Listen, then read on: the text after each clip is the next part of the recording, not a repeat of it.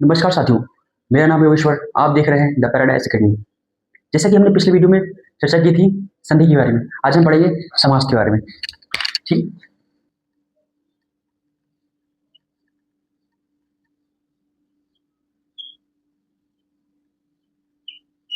इसकी परिभाषा,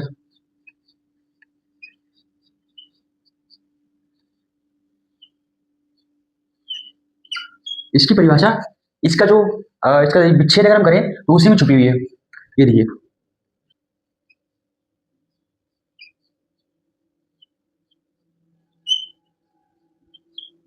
ये हमने इसका विच्छेद कर दिया।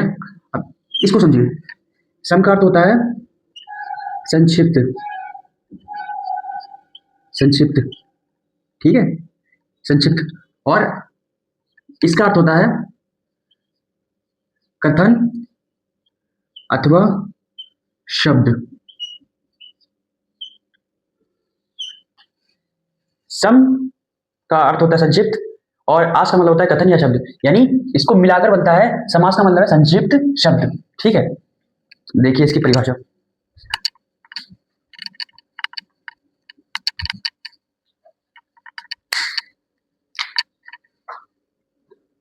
दो या दो से अधिक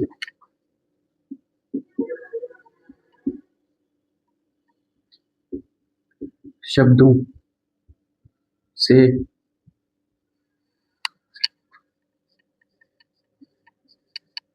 मिलकर बने नए सार्थक शब्द को समास कहते हैं। समास कहते हैं, ठीक है, समास कहते हैं, किसको कहते हैं? दो या दो से अधिक शब्दों से मिलकर बने नए सार्थक शब्द को, ठीक है, इसको समास कहते हैं। एग्जाम्पल देखिए इसका,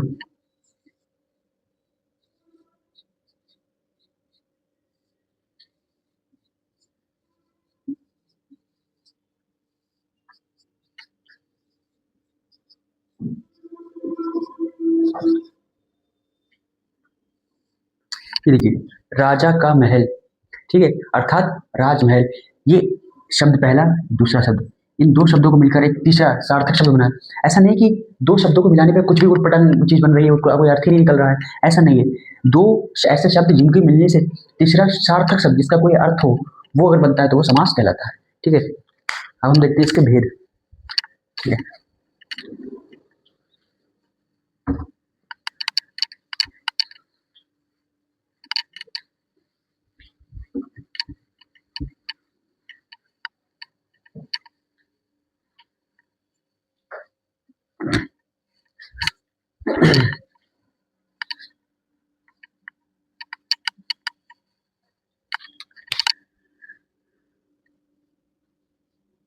समास के प्रकार कितने प्रकार के होते हैं? समास के प्रकार, पहला पहला आपका होगा, पहला है बेभाव समास, ठीक है। नंबर दो,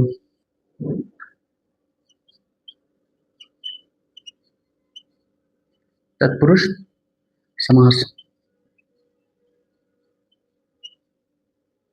नंबर तीन,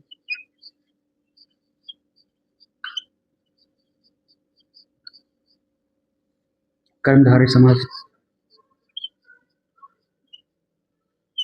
नंबर चार,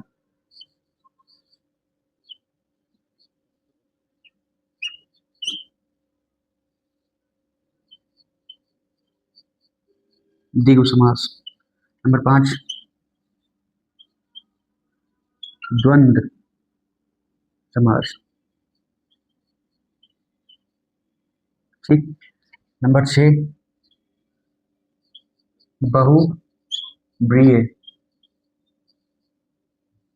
समास।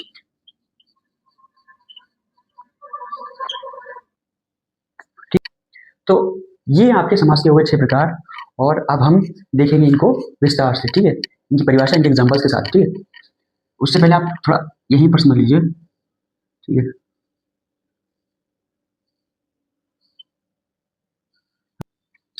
ये आप अव्ययी भाव समास देख रहे हैं, इसमें क्या है, इसमें पूर्व पद प्रधान। समास में 2 पद होते हैं, समास में 2 पद होते हैं। ठीक है, पहले एक होता है पूर्व पद और उत्तर पद। ठीक है, 2 पद होता है। तो इसमें जो पूर्व पद, पहले का जो पद होता है, ठीक है, वो प्रधान रहता है, उसकी डोमिनेंस रहती है। और आपका जो तत्पुरुष समास, कर्मधारय समास और द्विगु समास, इन तीनों में ही आपका जो है उत्तर पद प्रधान।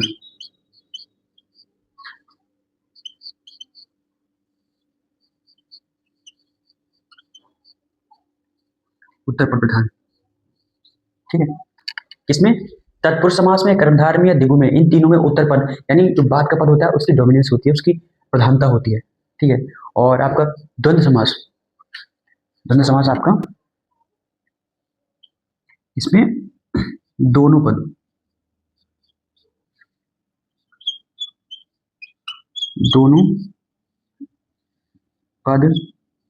प्रधान।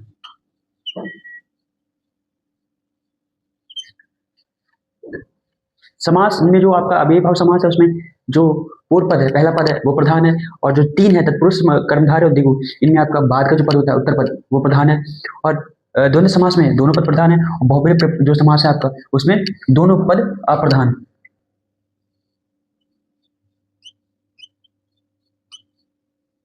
दोनों पद अप्रधान।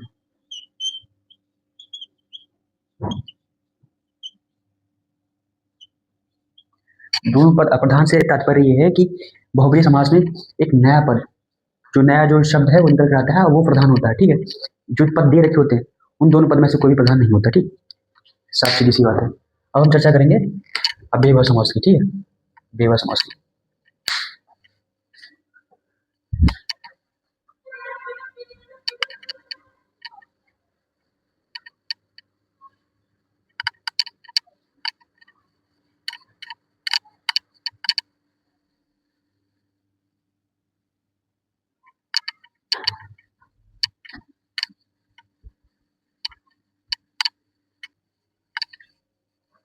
अब हम इसके समास के जो प्रकार हैं उनको विस्तार से समझेंगे। ठीक है, अव्ययी भाव, तत्पुरुष, कर्मधारय, द्विगु, द्वंद्व और बहुब्रीहि, इनमें आपको बता चुका हूँ इनकी जो पहचान है। ठीक है, जो पहचान है वही उनकी परिभाषा है। परिभाषा समझ में आप कि अव्ययी भाव में जो है इसमें पूर्व पद प्रधान रहता है, तो इसकी परिभाषा रहेगी कि वह समास जिसमें पूर्व पद प्रधान होता है, अव्ययी भाव समास है।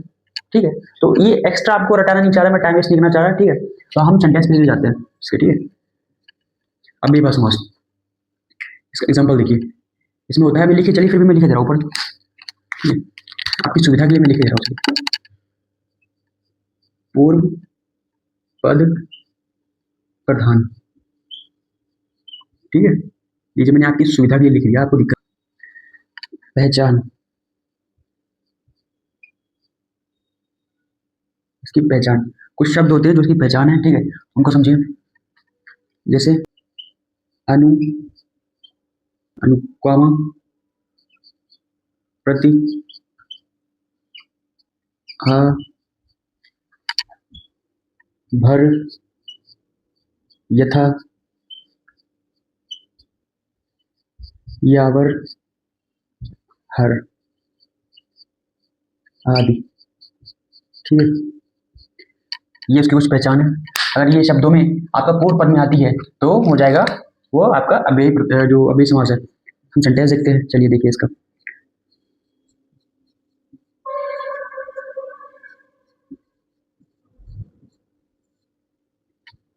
ये देखिए, ये आपका प्रतिदिन लिखा हुआ है। अब इसमें यह आपका जो है ये पूर्व पद है, ठीक है, ये आपका उत्तर पद है, उत्तर पद, ठीक है। प्रति आपका पूर्व पद है, दिन आपका जो है उत्तर पद है।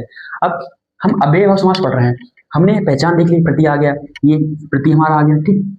अब इसमें पूर्व पद प्रधान होता है, हमने डेफिनेशन उसकी देखी थी, उसका हमने परिभाषा देखी थी, ठीक है। पूर्व पद प्रधान है तो प्रतिदिन, हम इसको पहले जोड़ लेते हैं, ठीक है। ये बना प्रतिदिन, इसमें जो प्रति है ना, दिन तो है लेकिन प्रतिदिन, ठीक है, ये आपका प्रति इसमें जो है इसमें प्रधान है, ठीक है। जो पूर्व पद प्रतिदिन का अर्थ है प्रत्येक दिन, ठीक है। चलिए इसका एक और देख लीजिए, नंबर 2, भर प्लस पेट, ये देखिए भर पेट, ये क्या हो जाएगा, इसको जोड़िए, इसका समास करते हैं इसको,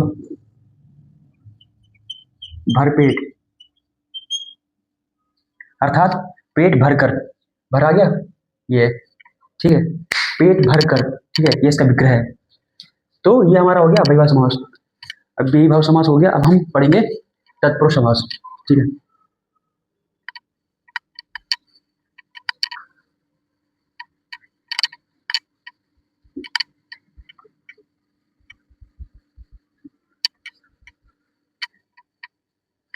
अब हम पढ़ेंगे तत्पुरुष समास, तत्पुरुष समास, ठीक है, इसको समझिए।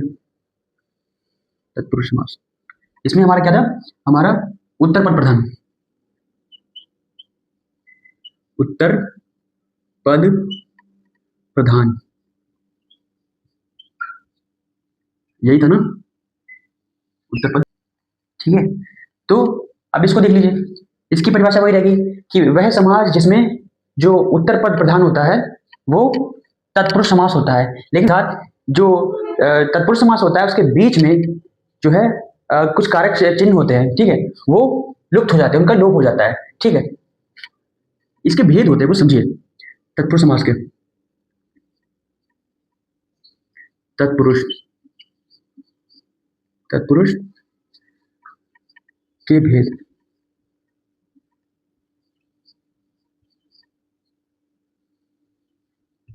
इसको समझिए, जो कारक चिन्ह होते हैं उसके भेद के आधार पर आते हैं, कौन कौन से, समझिए।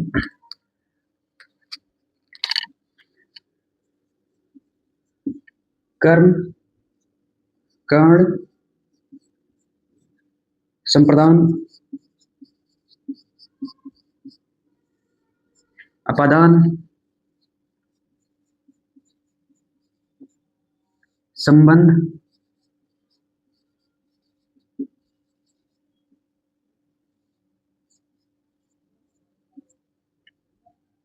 अधिकरण, ये आपके कुछ तत्पुरुष के जो भेद हैं, इन्हीं के आधार पर जो कारक चिन्ह है वो इसी के आधार पर आते हैं, कौन कौन से,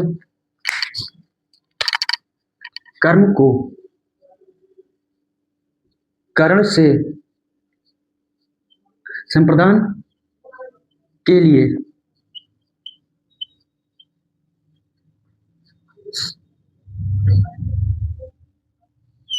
ये से आया है ऊपर कर्ण, लेकिन ये से अलग है, कैसे, ये साधारण से है, ये दो शब्दों के बीच में, और ये है दो चीजों को अलग करता है, जैसे पेड़ से पत्ता गिरता है, से आया, तो इसमें अलग होना पता चलता है, यानी अपादान से अलग होना, अलग होना, ध्यान रखिएगा, अलग होना, ये कंडीशन है इसकी।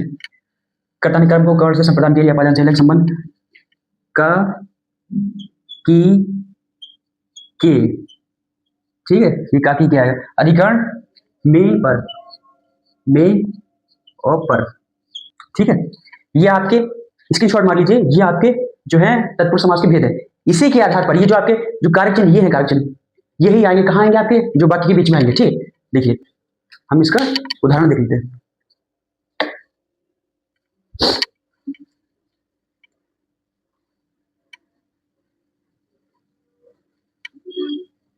ये टेबल तो आपको याद रखनी पड़ेगी, जो मैंने अभी बनाई टेबल, तत्पुरुष समास के भेद, टेबल तो आपको याद रखनी पड़ेगी तत्पुरुष समास की, ठीक है। और क्योंकि ये आपको एग्जाम में तो नहीं मिलेगी ना, बुक तो नहीं ले जाएंगे ना आप, ना यूट्यूब चैनल ले जाएंगे, ना मेरा स्क्रीन शॉट लेकर जाएंगे, तो करना है क्या, इसको याद कर लीजिए। कर्म होता है ना, कर्म हो रहा होता है, तो कर्म के आधार पर इसको याद कीजिए। कर्ता ने कर्म को कर्ण से संप्रदान के लिए अपादान से अलग, अपादान से आ गया, से अलग, ठीक है। कर्ता ने कर्म को कर्ण से संप्रदान के लिए अपादान से अलग संबंध का की के, ठीक, अधिकरण में और पर, ठीक हो गया। अब इसका हम देखते हैं एग्जाम्पल, ध्यान दीजिएगा। जेब को कतरने वाला, जेब को कतरने वाला, क्या होगा इसका, जेब को, ये देखिए को आ गया, ठीक है, ये संबंध बता रहा है, ठीक है। अब इसमें क्या होगा, जेब, जेब कतरा, ठीक है। इसमें जो आपका, ये आपका पूर्व पद है और ये आपका उत्तर पद है, इसमें उत्तर पद प्रधान रहता है, ठीक है। अब इसका एक और एग्जांपल देख लीजिए, हमने जो आपका अपादान से अलग की बात की थी, अपादान पे देख लीजिए बात की, ठीक है। अपादान पे धन से हीन, क्या बोला था मैंने आपको, ये पूर्व पद है, ये उत्तर पद है, मैंने क्या बोला था आपको, इसमें जो सा आएगा अपादान में, वो विच्छेद करेगा, वो उसको अलग करता हुआ बताएगा, जैसे कि धन से, धन से अलग, ठीक है, धन से हीन है ये, तो क्या हो जाएगा,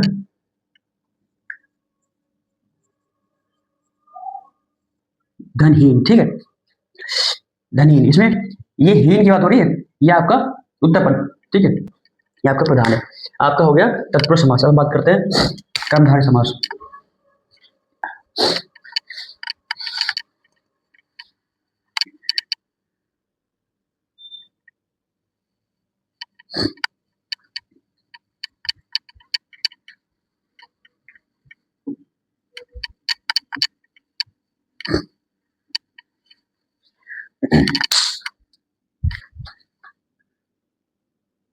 ये देखिए, अब हम बात करेंगे कर्मधारय समास, ये हमारा कर्मधारय, इसमें भी आपका उत्तर पद प्रधान रहता है, ठीक है। अब बस इसकी आप पहचान देख लीजिए, ठीक है, पहचान,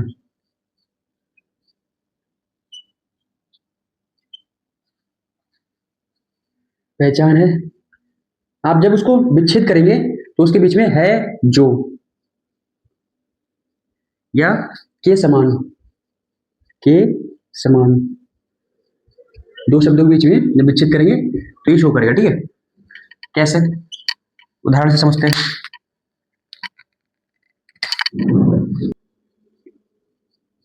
कमल के समान चरण, ठीक है, ये देखिए के समान आ गया, के समान, ठीक है। क्या होगा इसका, देखिए इसका समास बनेगा कमल चरण,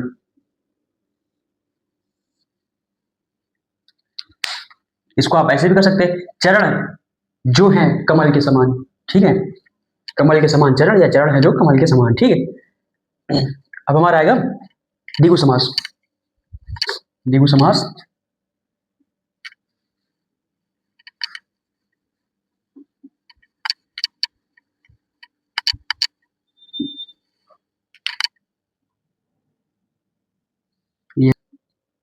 ये हमारा द्विगु समास, ठीक है, इसकी हम चर्चा करेंगे। इसमें भी उत्तर पद प्रधान रहता है आपका, ठीक है। अब इसकी खास बात, पहचान, पहचान, इसकी पहचान ये है कि संख्यावाची होता है, क्या होता है,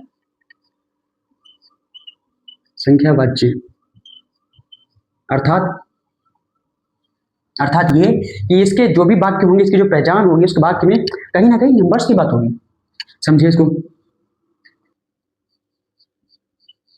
चार राहु का समूह,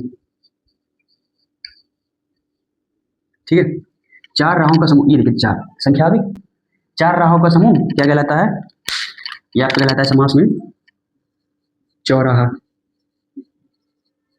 चौराहा, ठीक है, इसमें भी आपका उत्तर पद प्रधान है, ठीक है, लेकिन इसमें जो नंबर्स होते हैं वो आते हैं, ठीक है, वो ध्यान रखिए। इसका दूसरा सेंटेंस लीजिए, इसका दूसरा वाक्य, दो पैरों का समूह, ठीक है, आ जाएगा आपका समास में दोपहर। ये देखिए दो आया है, आपका दोपहर हो गया, ठीक है। देखो समास समझ में आ गया। इसमें संख्यावाची होता है, इसमें संख्या आनी है, बच रहा है या, ठीक है, आपका चौराहा है, दोपहर है, ठीक है, ऐसे जो आपको इसमें संख्या आती है मैथ की। अब आपका बात करेंगे द्वंद्व समास।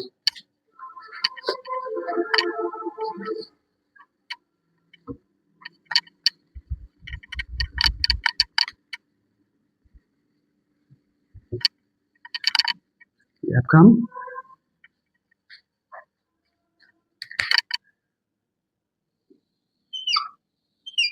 द्वंद्व समास, ठीक है। द्वंद्व समास को समझिए, इसकी पहचान,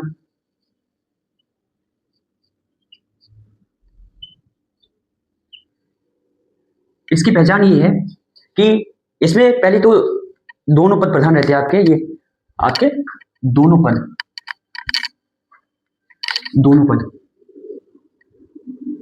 दोनों पद, ठीक है, दोनों पद प्रधान, दोनों पद प्रधान रहता है, ठीक है। इसकी पहचान क्या है? पहचान ये है, विग्रह करने पर, विग्रह करने पर, विग्रह करने पर और अथवा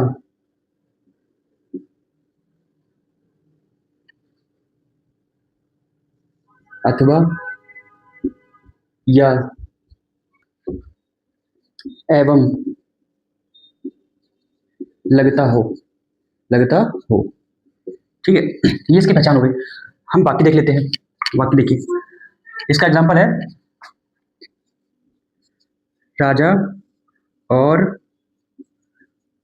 रानी, ठीक है, राजा रानी, राजा और रानी।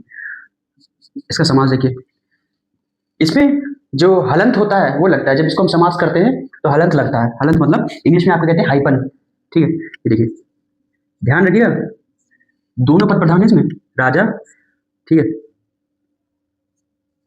रानी, ये देखिए राजा रानी, ये इसको, ये जो आपका चिन्ह बना हुआ है इसको बोलते हैं हम हाइपन, हिंदी में बोलते हैं हम हलंत, ठीक है।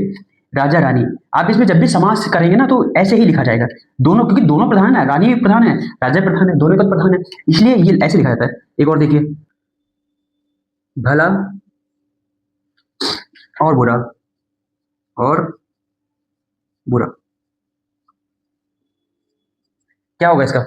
ये भला बुरा ऐसे लिखा जाएगा, भला आपका ये हलंत और बुरा, ठीक है।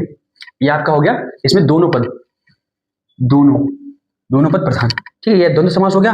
अब हमारा बहुब्रीहि समास, आखिरी समास आज का, ठीक है।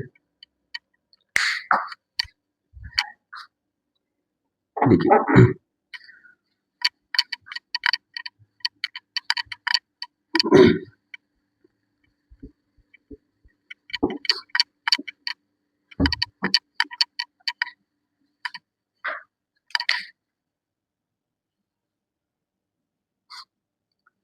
बहुब्रीहि समास, बहुब्रीहि समास में दोनों ही पद अप्रधान होते हैं, दोनों पद अप्रधान, दोनों पद अप्रधान, दोनों पद अप्रधान,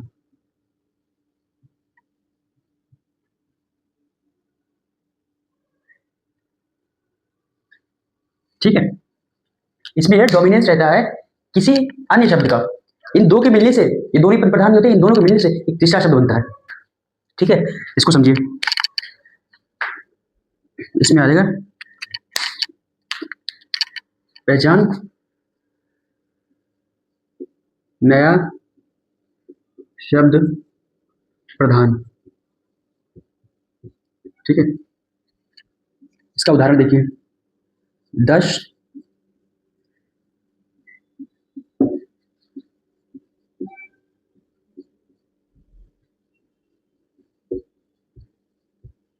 ये देखिए 10 है आनंद जिसके आनंद माने सिर, 10 माने 10, 10 माने 10 तो बताइए आपको, 10 है आनंद जिसके 10 सिर है जिसके। अब ये हो गया आपका 10, ये आपका उत्तर पद, और आनंद ये आपका पूर्व पद हो गया आपका, और हो गया उत्तर पद। लेकिन ये दोनों ही प्रधान नहीं है, इनके मिलने से जो बनेगा 10 है आनंद जिसके, 10 आनंद, 10 आनंद यानी 10 सिर किसके हैं, रावण। आया समझ आपको, ठीक है। अब एक और देखिए नंबर 2,